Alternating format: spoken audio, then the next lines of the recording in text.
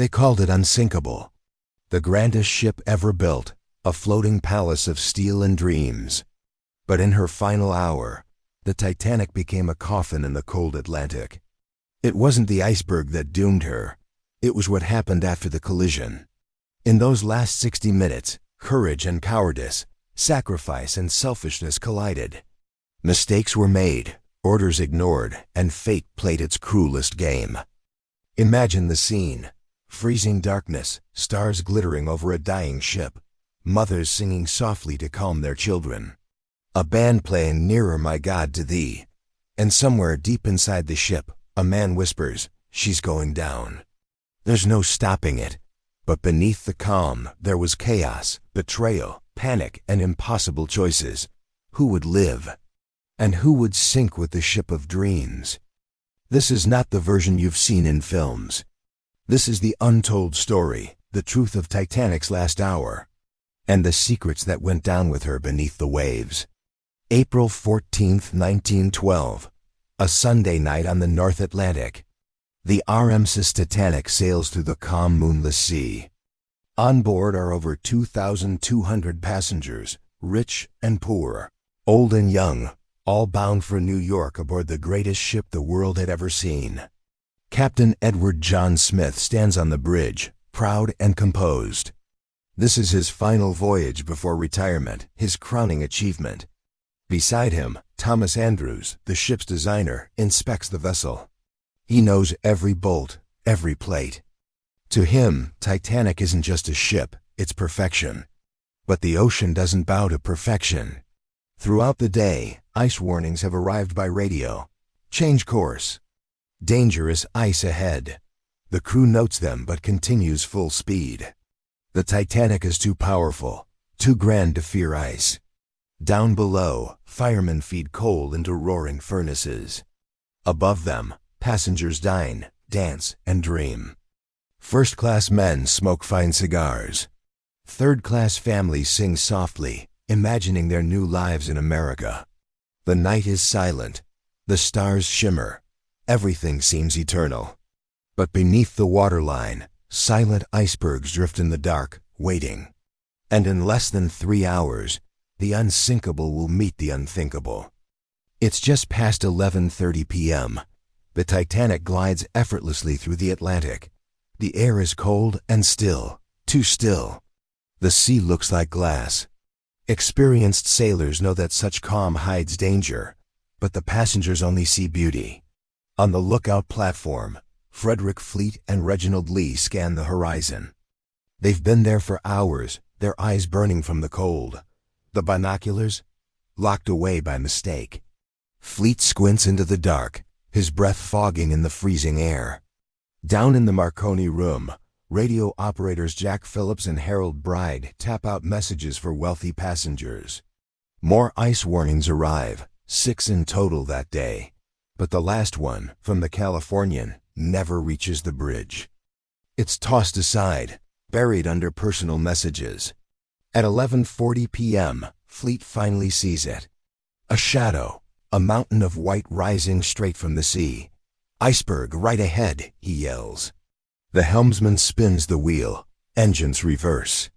The ship turns, slowly, painfully, but not fast enough. The iceberg scrapes the hull, tearing open 5 compartments below the waterline. The sound isn't loud, just a long grinding sigh of metal giving way. Above deck, passengers pause. Below deck, water pours in. And at that moment, the Titanic's fate is sealed. At first, few believe anything is wrong. The Titanic barely trembled. Some passengers laugh. Others peek outside their cabins, curious. But deep below, seawater floods the boiler rooms. Firemen scramble, steam hisses, men shout to seal watertight doors. Thomas Andrews inspects the damage. His face drains of color. 5 compartments flooded, 1 too many. He finds Captain Smith. "She's doomed," Andrews whispers. An hour, maybe 2. Smith orders the engines stopped and lifeboats uncovered. But confusion spreads. No alarm is sounded. Stewards quietly tell passengers to put on life jackets, just in case. At 12:15 a.m., the first distress call goes out. CQD. CQD, we are sinking fast. No reply. Then another. SOS. Please come quick. But the nearby Californian has shut down its radio for the night. The Titanic's cries vanish into the cold. On deck, crewmen struggle to load lifeboats.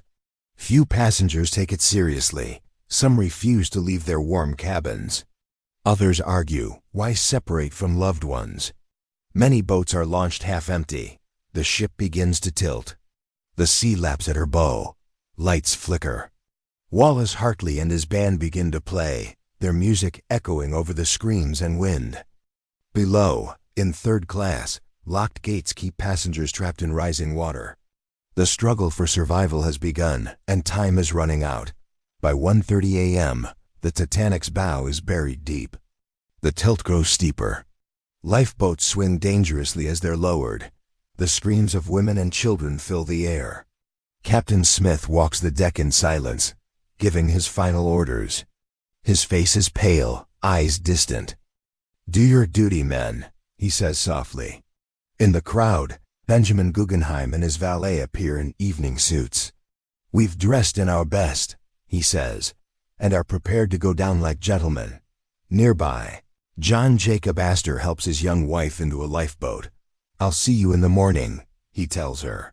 But both know the truth. The band continues to play Calm, Brave, Haunting. Survivors will later say the melody carried across the ocean like a prayer. In the lower decks, chaos. Water floods faster. Men break open gates to free third-class passengers. Families rush upward through dark stairways, clutching children, slipping on wet floors. At 2 a.m., the last lifeboat leaves. Over 1,500 remain. Some pray, some jump, others cling to hope. The Titanic groans, splits apart, and begins her final descent. The lights flicker once, then vanish, silence. Only the sound of water and distant cries remain. Hours later, the RMS Carpathia arrives, guided by faint cries and floating debris.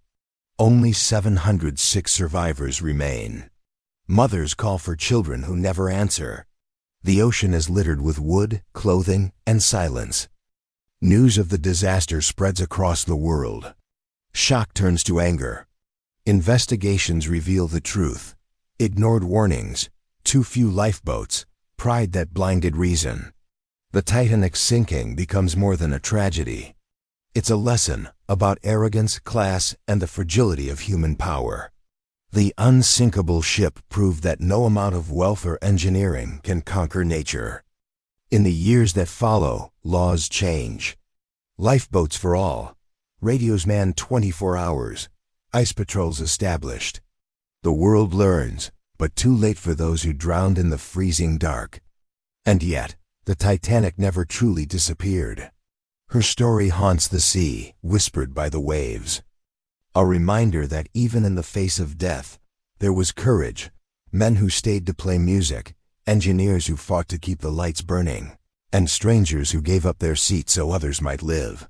She sank beneath the waves, but her story refused to die. In her final hour, the Titanic showed the best and worst of humanity: love, sacrifice, panic, and pride.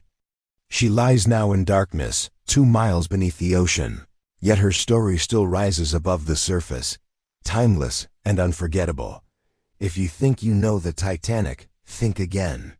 Because some secrets of that night remain hidden in the deep.